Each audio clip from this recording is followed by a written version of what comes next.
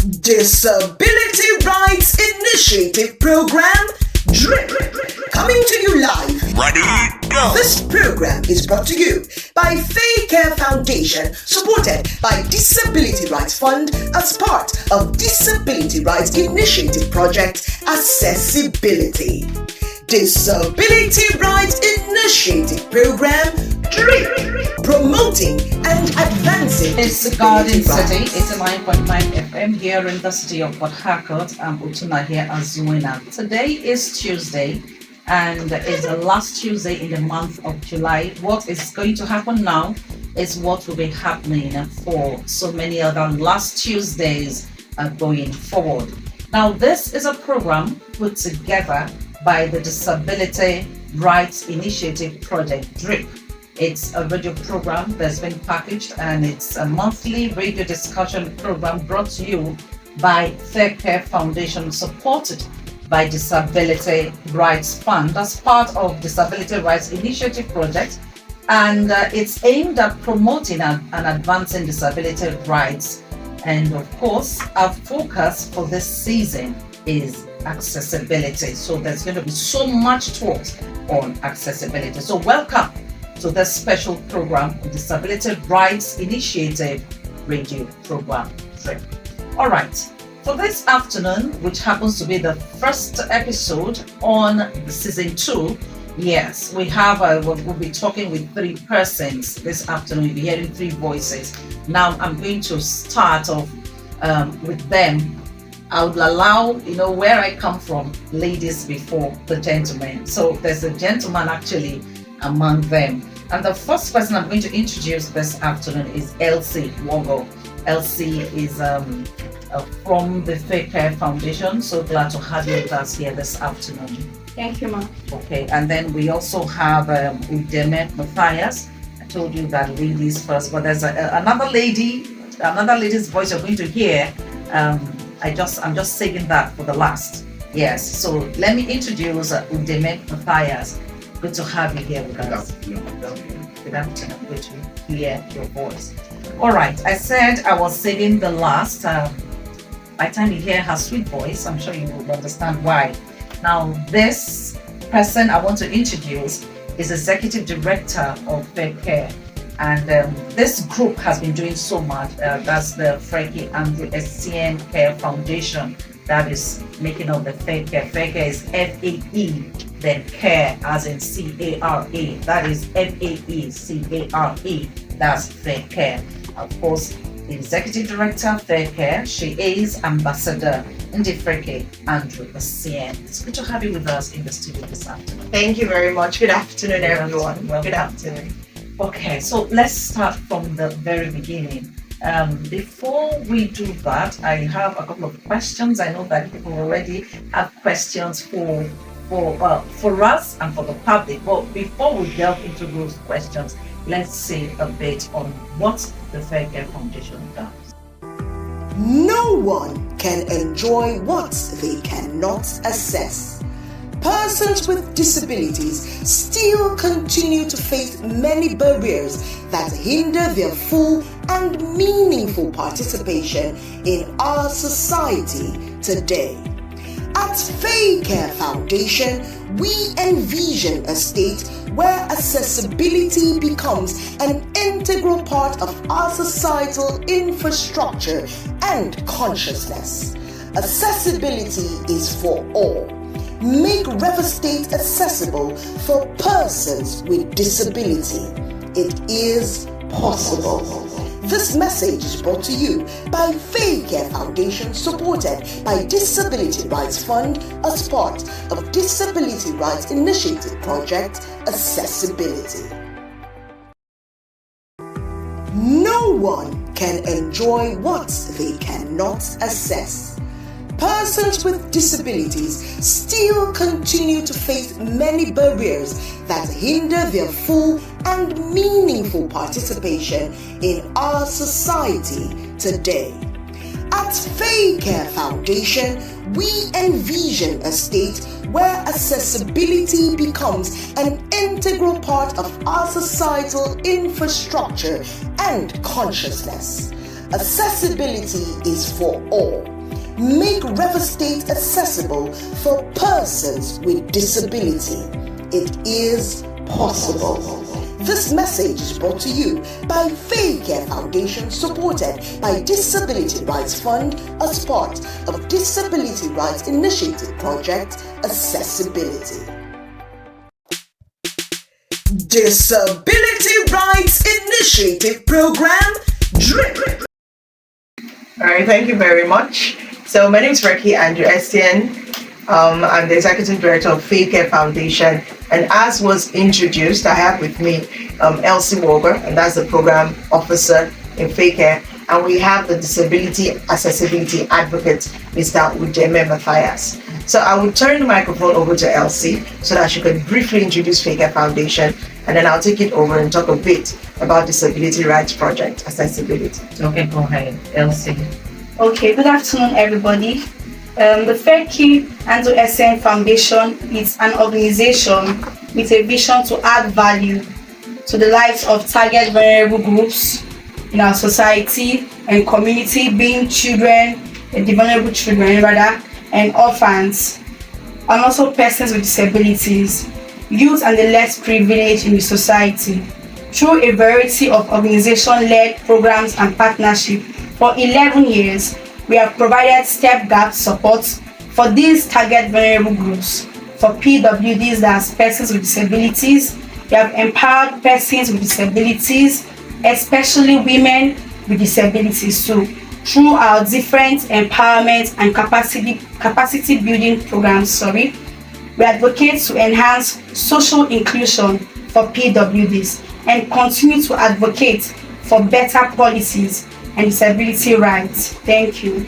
Okay, thank you so much, Elsie, for telling us so much about the Faith Care Foundation.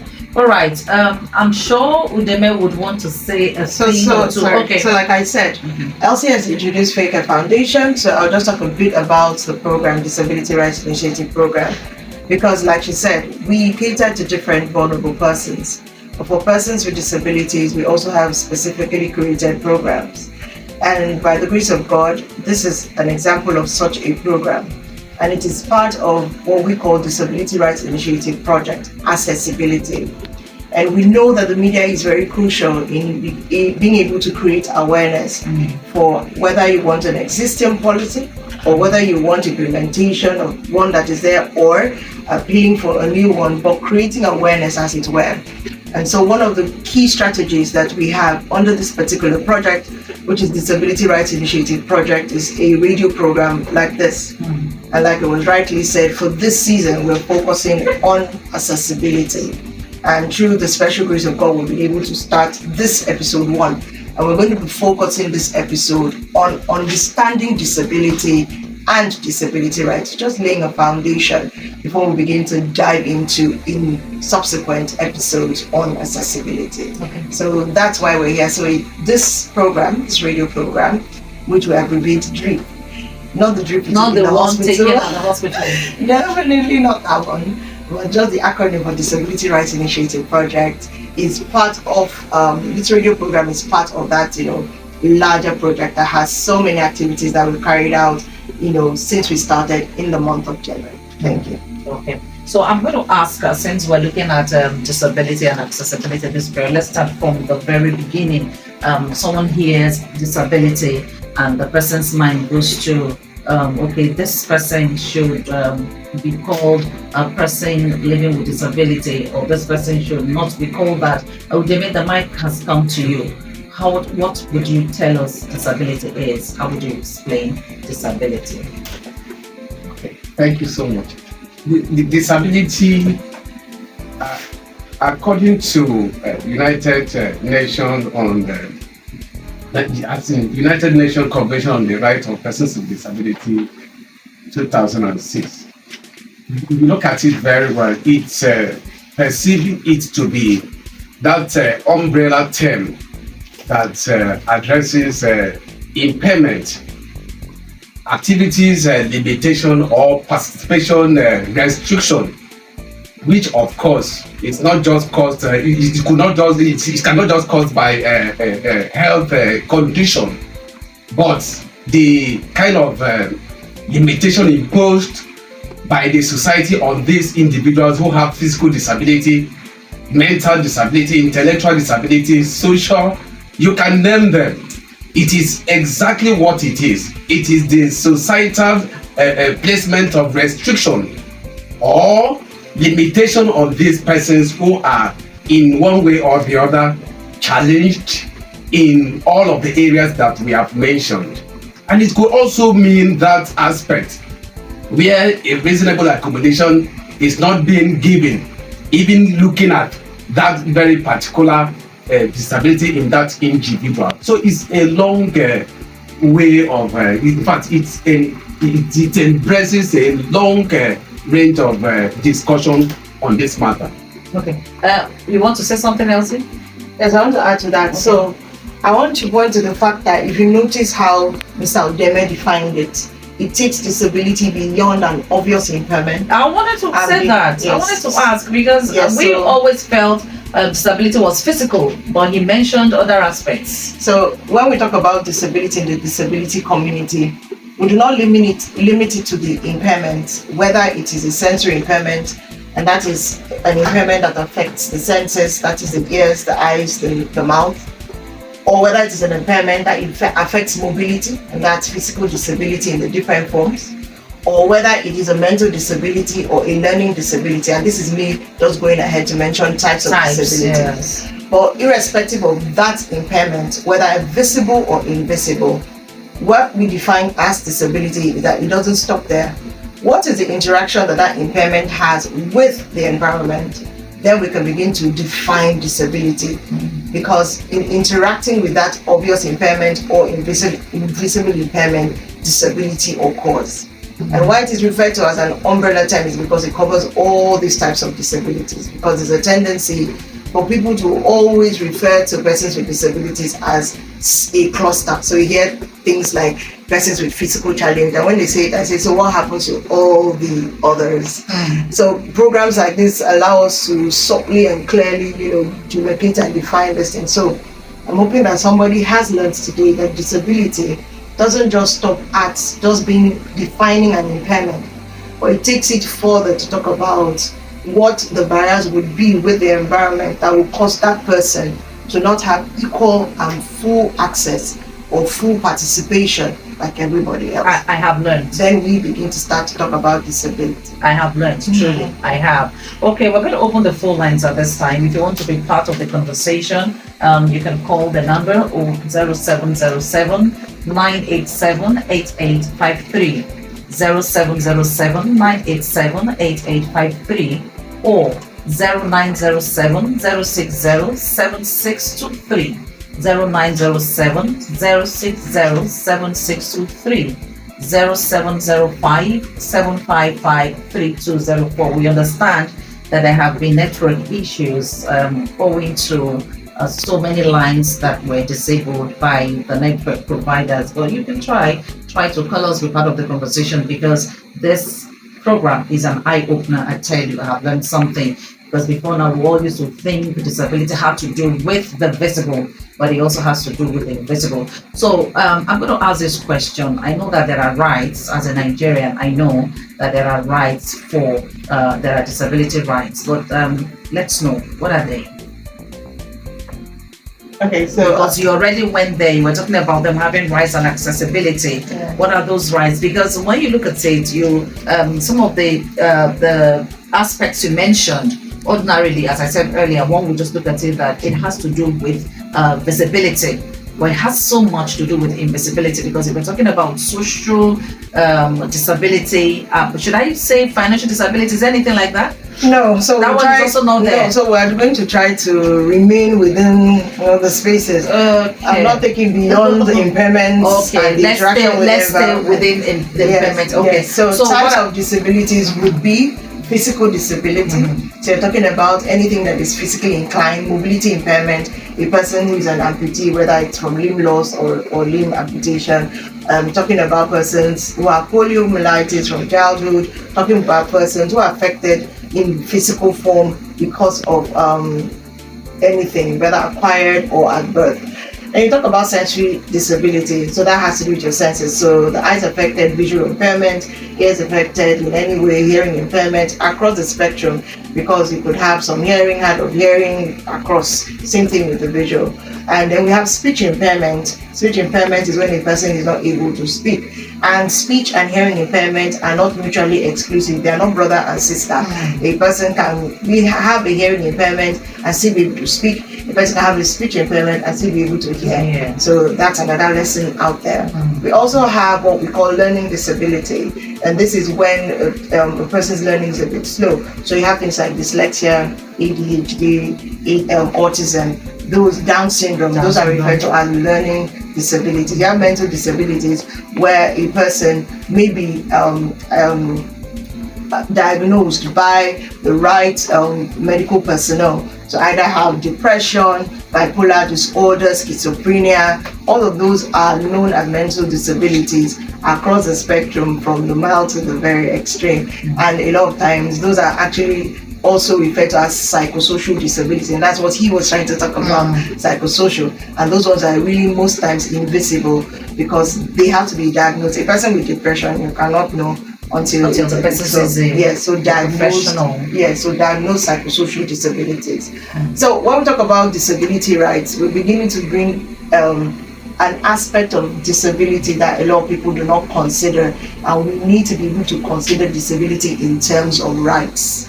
Not as just charity, not just as medical that is trying to fix a person, and not just as a social issue, but based on fundamental human rights. And that's why the conversation that we have around disability, especially for organization, tends towards that, because what it does is that it puts the person with disabilities on an equal basis with others, because a person is a person first before any disability, and that makes that person a human first. So the fundamental human rights that accrue to a person by reason of being a human are also provided and are for persons with disabilities to be able to access. Now, when it comes to disability rights, there are rights that persons with disabilities can exercise when they are disenfranchised. It speaks to what is right by a person who is living in a society, a living being. So it speaks to the right of that person. So when we speak about disability rights, as stated in different legal frameworks, whether it's the United Nations Convention on the Rights of Persons with Disabilities, whether the Discrimination Disability Act in Nigeria of 2018,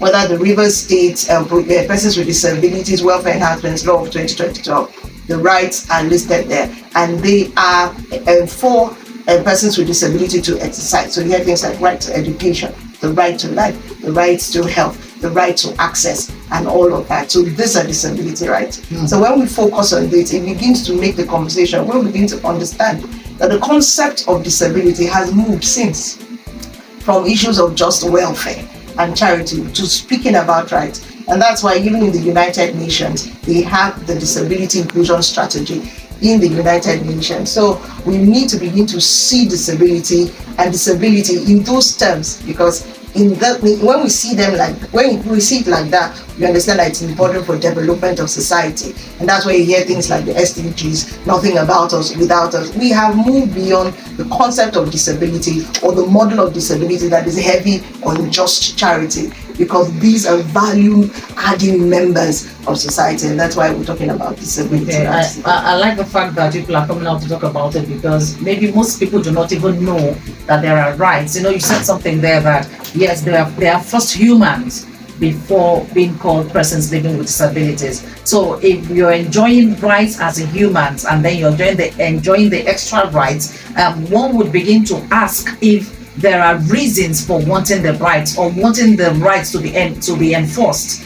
One would be wondering, are there discriminations? Why would there be enforcement for the rights? Okay, so I guess you're asking if there is disability discrimination. Yes, are there discriminations? Because I ask you that question? No, I'm asking because I see everyone as normal. But it's when you begin to talk with persons living with disability, you begin to understand that there might just be discriminations here and there. Okay. So that I won't have the conversation, I'll turn it to this. We're going to do two things.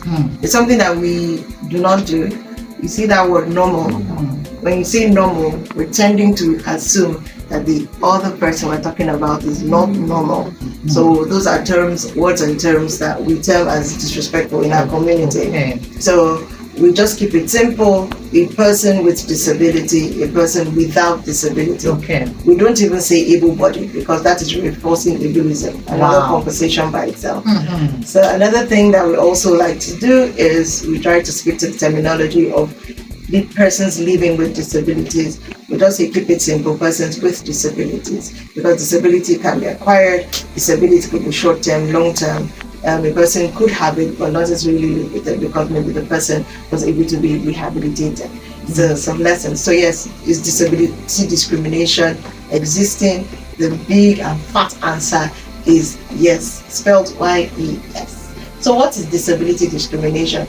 If you hear my voice for too long, somebody else talk about Okay. All right. I'm sure Elsie, you have something to say. We're talking about discrimination at this time.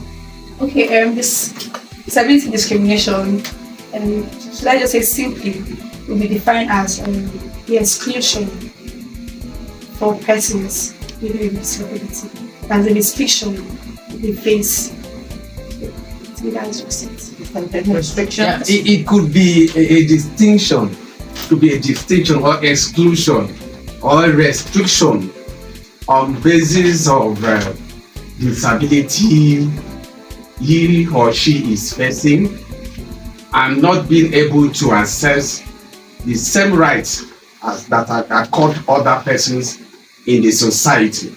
That's of course what we look at it as being disability discrimination. Oh. And it will also mean that a reasonable accommodation not being given or provided.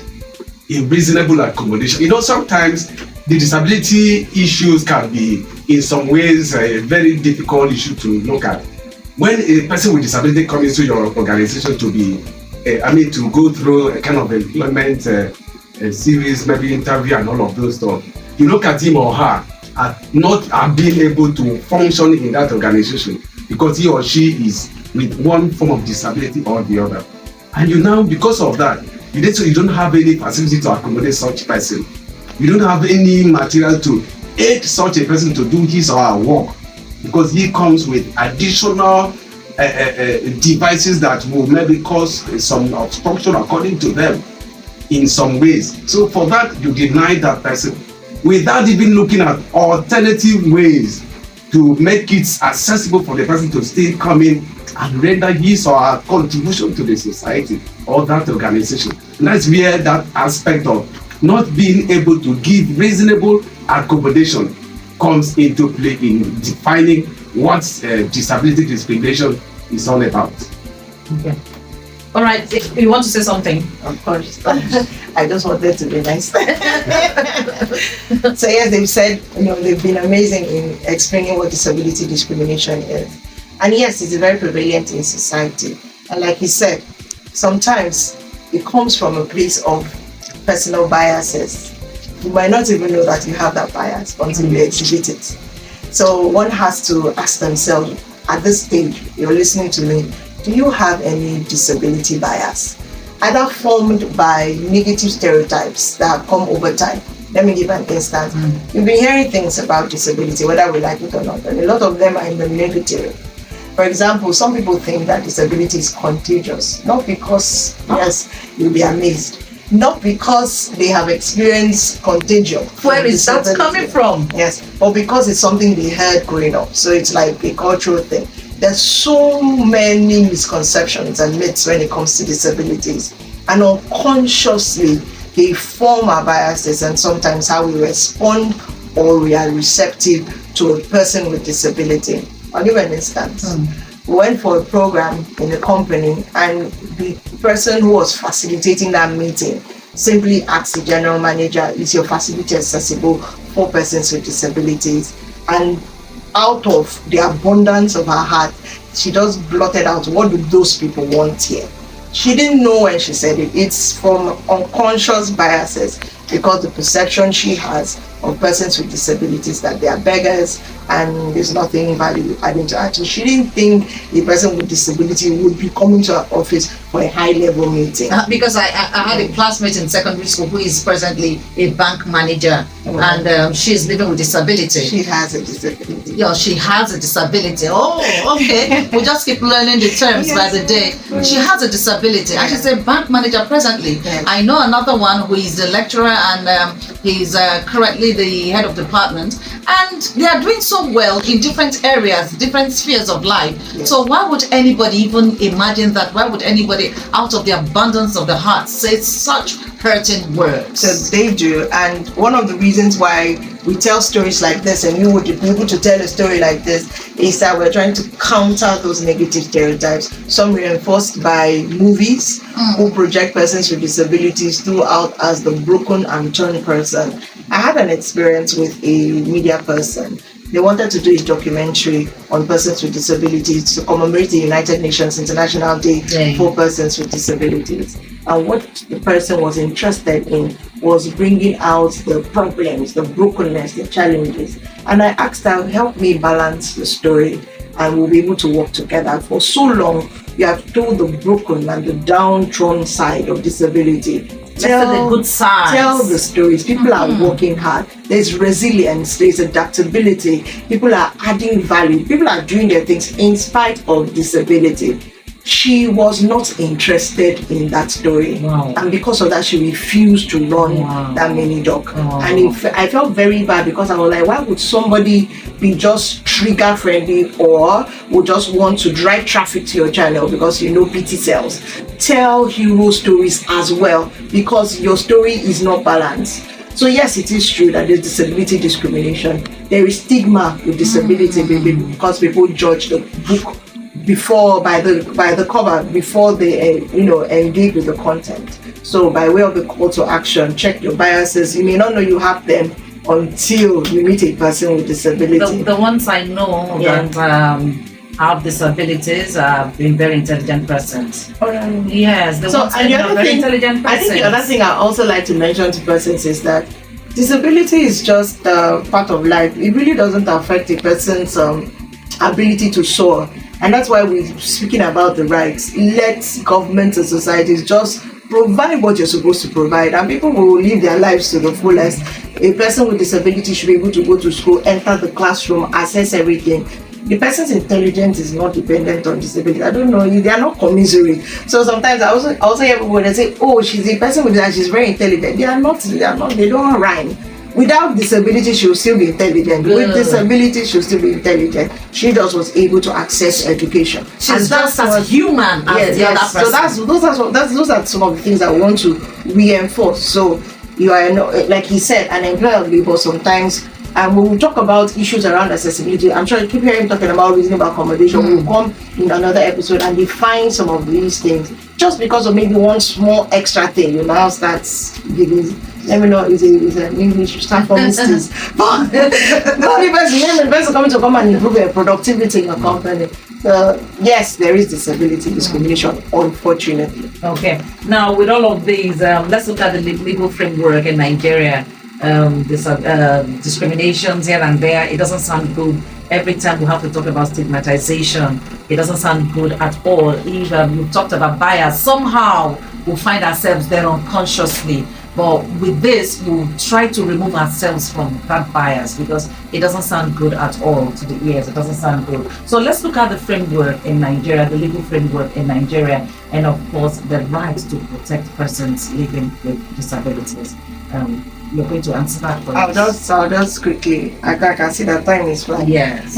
Radio time is not the same as time waits for no one, really. Just go ahead. Okay, so I earlier mentioned that we have the United Nations Convention on the Rights of Persons with Disabilities. And when we mention it is that it's an international treaty, and Nigeria is a state party to that convention signed in 2006, including the optional protocol in 2010. Now, why is this important for us? It is one of the premises that the Disability Committee in Nigeria was able to continue to push for a disability law to prohibit discrimination in Nigeria, because Nigeria is a state party signed and ratified. So it was one of the bases for argument for a law, because part of the provisions, if you're a state party to the UNCRPD, is that in your country, you must begin to establish laws that protect persons with disabilities. And having over 30 million persons with disabilities by the last administration, and that was in December in 2018, but January 2019, sorry, we now finally have what we refer to as the Disability Discrimination Prohibition Act.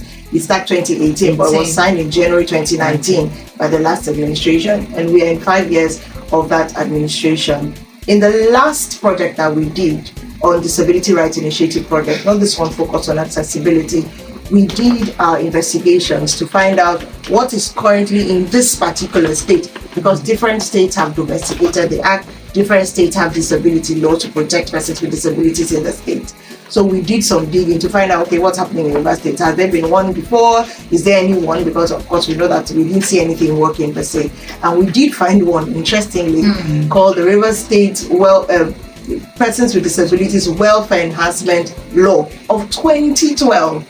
2012, yes. And this is 2024. No, yes, so 2024. So we found out that something like that exists, and we began to question, so if this exists, what are some of the challenges with why it's redundant and things like that? And that conversation has allowed more conversations to happen, because currently a lot of different persons with disability communities and ministries, especially the ministry that we're domiciled under, which is the Ministry of Social Welfare and Rehabilitation, we're joining forces and they're repealing it. They're working a new bill that's rights-based, they're not heavy on welfare, to see if this current administration, which is people-friendly, would be able to move forward with it and ensure that at this River State has a working law to promote the right. It is that we begin to take disability affairs.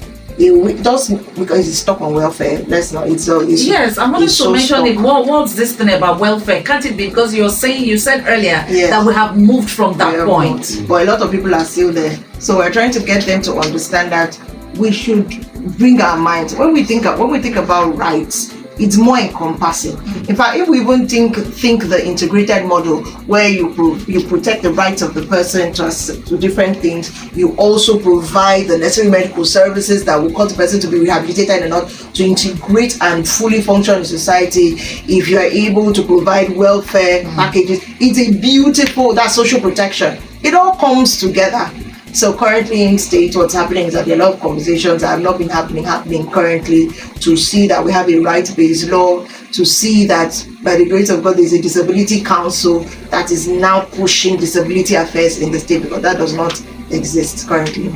Yes. So what other thing can you do to actually see that it is pushed? Because it's more like you people would be the ones to push it. Looks like everyone is quiet on it. Nobody's doing anything. Is the ministry doing so much? So is the ministry doing a lot to push? Yeah, so yes, the ministry is doing a lot to push for it, and like we said, it's how where the shoe pinches you that it's pinching us. So of course the disability community, civil society organizations are also involved, ministries are involved, and this kind of programs help us to create awareness, so that if you have the influence to be able to ensure that the bill becomes a law, and you hear it and you understand it. So conversations in the public are also very important in the public space, and that's why, again, bringing it on radio waves and media waves is so important, because a lot of people are quite unaware, and I do not blame them, because I tell people that I've sat on both divides. I have an acquired disability from an accident, so I can understand how it is that you will live in a world and you will not know anything about disability, because it's just not in your immediate space. But then again, you do not need it to come to you before you begin to consider it, because we live in a diverse society and persons with disabilities are a major part of the society. Okay. Well, before we go on, our number is 0707 987 8853. 0707 987 8853. 0907 060 7623. I'm going to try to be very deliberate, because some persons call and say, please take it down, just take it easy on the numbers. So I'll start from the top. 0707 987 8853. 0907 060 762. Hello. Good afternoon. Good afternoon. Yes, this is Garden City. Thank you very much. Okay, your name, please, and where you're calling from. Okay, my name is Mr. Ernest. Okay, go ahead. Mr. Udemede, he was my principal while I was in a rehabilitation center. He helped me very well. Mr. Udemede, good afternoon. It is my officer. Oh, you were a principal, Mr. Udeme? Yes. Oh, really? And that's a naval officer calling. Oh, okay. Yes. Go ahead, please.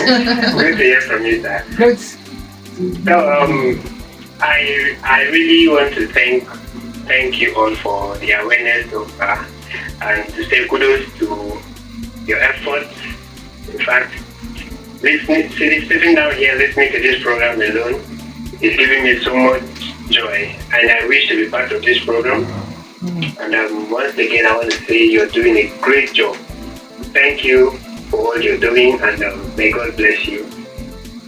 And bless you real good. Thank you very much. I really appreciate it. All right, thank you so much, Mr. Ernest, for calling. Okay, right. See what we're talking about. So much. We didn't know that. I didn't know we had a powerful person here. So powerful. Yeah, so that's There's no unpowerful person. yeah, I know that. So we need to stop the discrimination. We need to stop the stigmatization. We need to stop the bias. If you feel you are a person living without disability, please, when you see someone living with disability, just know that that person is as powerful or even more powerful than you are. Do not at all look down on anyone. Let's stop the discrimination. Let's stop the stigmatization. Okay, we'll go on with the program. You can still call us. The conversation is still on. We'll have a couple of minutes to go. So before we round off, just go ahead and place the call and talk with us. We'll still have our guests in the studio, Ambassador Ndifreke Andrew Essien, the Executive Director of Fake Care. We'll still have Elsie Wogo and, of course, Udeme Mapayas. They're still here with us. So I'm going to ask another question. We've talked so much on discrimination. We're talking about the rights and all that, and what is being done, how the ministry is helping, because really there has to be a shift from welfare, because what I see here today has nothing to do with welfare at all. It has so much to do with knowing your right and holding on to your right and upholding your right. That is what should be. And so I want to ask, have there been any experiences, any personal experiences you have had that made you feel, oh, you are being discriminated against? Have there been personal experiences? Yeah, there has been. Yeah, there has been. I had one last year. My father-in-law, he almost said no to my getting married to his daughter because of disability. I thank God for the daughter who knows what the disability is, and she stood her ground. And as God will have it, we came together as one today. So he wanted to say no. He wanted to reject that proposal I gave to our daughter. And as God will have it, the whole thing went smoothly. I'm going to cut you there. If you're listening to us and you can hear Udeme's voice, Udeme is a very handsome man. And by the way, the first time I met the executive director, I was just struck because she is extremely beautiful. So yes, she is beautiful. So I'm just wondering, when you look at someone as handsome as he is and you say, oh no, because of whatever reason. So these are the things we're talking about. These are the discriminations and stigmatization. So just go ahead. Thank you so much. So that was the discrimination I had, and I was able to come across it and overcame it. And this morning as I was coming also, I had that similar case. I wanted to add a little money that will help me to move on with my journey at the bank. So when I walked in there, the staff said they are paying only 10,000. I said, no, I need something more than that. I will meet my needs and all of those stuff. She went to appeal on my behalf. I said, no, I don't need to appeal or let me go with you. He said, just hold on. He went and returned and said, okay, 20,000. I said, no, I don't need that. Let me negotiate my way by myself. And as God will have it still, because I insist. Another thing is, our people don't know their rights. That's one aspect that I want to quickly pass this message to our people. Know your rights and then seek for your rights. I insisted coming back here next day to assess whatever I need to meet my needs. It will be challenging, and there's that first person consideration in the rights in the Disability Act. Why would I need to come back just because the money is there? Don't give it to me at once. Let me go today. So I insisted and asked, "Come on, have it." The manager have to come out and then still want to say no to my initial request because they don't have this. I said, "Sir, I'm not just here by myself, please. This is what I want." Within 2-3 minutes time, it was met as I requested. Wow. So our people need to know their rights and speak and of course assess it as much as they do or they can. So you need to use this medium to tell them, for the ones that do not know, some do not even know the rights are there. They don't know the rights are there. Talk of knowing the rights. So they need to know and be able to stand up for themselves. Yes, Okay. and like Ms. Aldeme said, before I give my own experience, and so that we know, Ms. Aldeme is visually impaired. So Yes, that's another thing. I'm sure Yes, they'll be so wondering. yes. The principal is visually impaired. Yes, And so for he's someone to be using visually white- impaired and be a principal, you heard the student who called in and is so happy to hear his voice here. Udeme, I will give it up to you. Well done. all right. So with respect to know your rights, so in just putting it out there, persons with disabilities in River State, especially in this Niger Delta region, we need to begin to learn. Knowledge is really power. We cannot just sit on our oars and expect people with any form of entitlement to come to our needs. We need to be able to wake up and know our rights. And one of the things we do at K-Care, we do a lot of capacity building by way of trainings for persons with disabilities so that they can have knowledge to be able to exercise their rights. So speaking about disability discrimination, I have very many stories. I'm going to pick only Just one. give us one So, because of I'm going to time. pick only one. Yes. I already shared one earlier with respect to a high-level meeting Yes. that I attend. And to wrap up that particular story, because we're not there when she blotted that out. So what happened was that after we had finished the meeting with her, she called for a separate meeting to apologize. Wow. And this is what she had done. And that she didn't even think it was in her. She was so sorry. And that she's going to consciously help herself with any bias that she has. And we said, good for you. So another form of discrimination I experienced with respect to work in an international NGO, I wrote in there to do some, because I do a lot of volunteering work as part of consultations and things like that.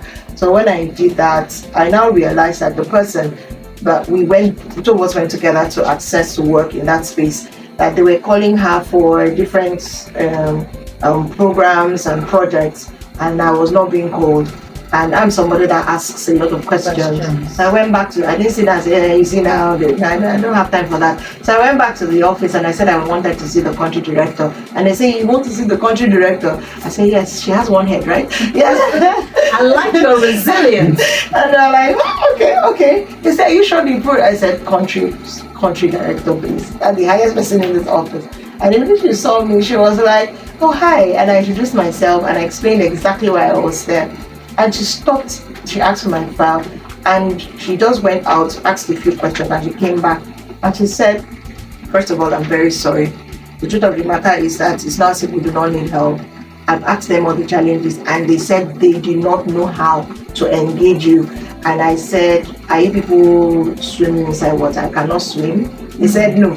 Are you people walking in the forest? I cannot run. They said, no. I said, so how is engagement difficult? We're going to communities to do work, because I'm a public health professional. We're going to communities to do work, yes. So what is the challenge? How do people get to the communities with the office vehicles? So when it is time, I will come and I will sit in the office vehicles and we go and work. And she just sat there like she felt like truly common sense is not common. And from then on, it was easy and all that. So it's easy, for example, like I said, the discrimination can be something that you are doing without even knowing that that's what you're doing. Yeah. Well, the reason why she did not engage was purely because of disability, and the excuse was, we don't know how to. And I'm like, if in doubt, ask. And that's another message to anyone. Don't make assumptions based on your disability. There's a lot that can be done to provide reasonable accommodation. There's a lot that you may not even necessarily have to do to engage a person with disability. If in doubt, ask. You heard that. If in doubt, ask.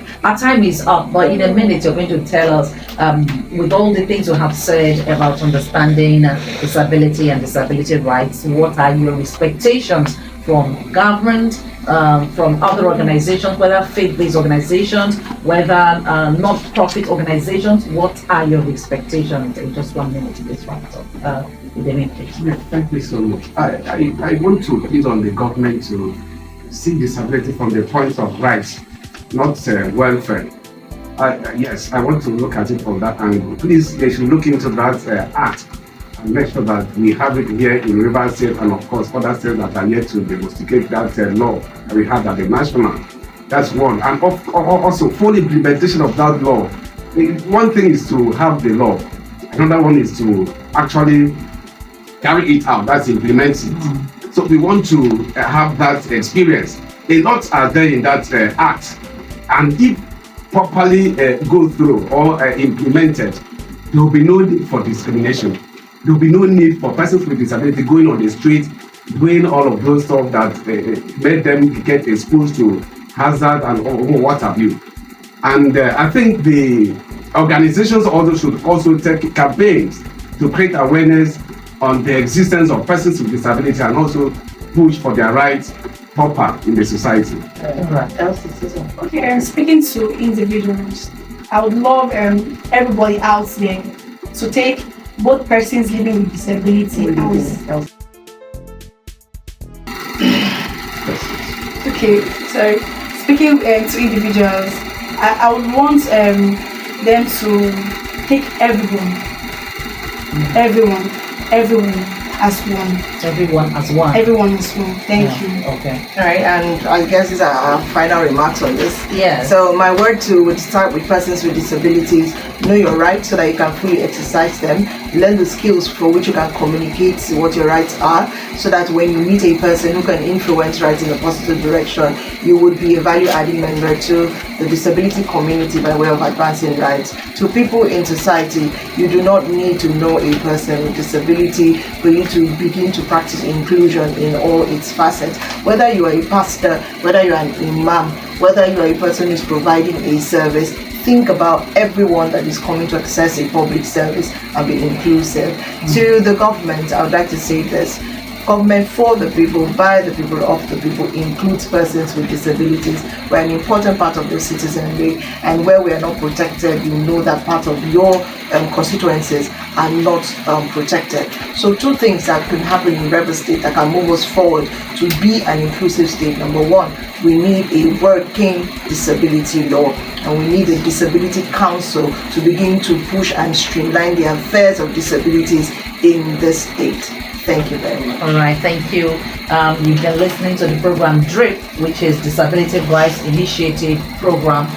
It's going to be a monthly radio discussion program. If you joined us from the beginning, I said every last Tuesday of the month, the program will come to you. It's been brought by Faith Care Foundation, supported by Disability Rights Fund as part of Disability Rights Initiative Project, with the aim of promoting and advancing disability rights. Our focus for this season is accessibility.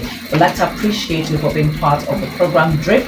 I say again, it is Disability Rights Initiative Program, which has come to you live from Garden City 89.9 FM. Let's do this again on the very last Tuesday in the month of August. I've had my guests for this afternoon, Elsie Wogo, Udeme Matthias, and of course, the very delectable Ambassador Ndifreke Andrew Essien, the Executive Director of Faith Care. Thank you so much for being here. We look forward to having another session with you next month. All right, I'm Utuna here as winner. Stay tuned. This remains 89.9 FM Garden City Radio, your groove and style station.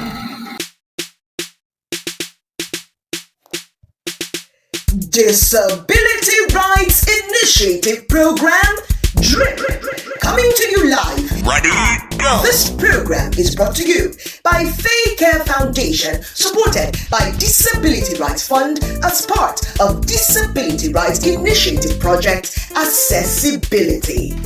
Disability Rights Initiative Program, DRIP, promoting and advancing disability rights.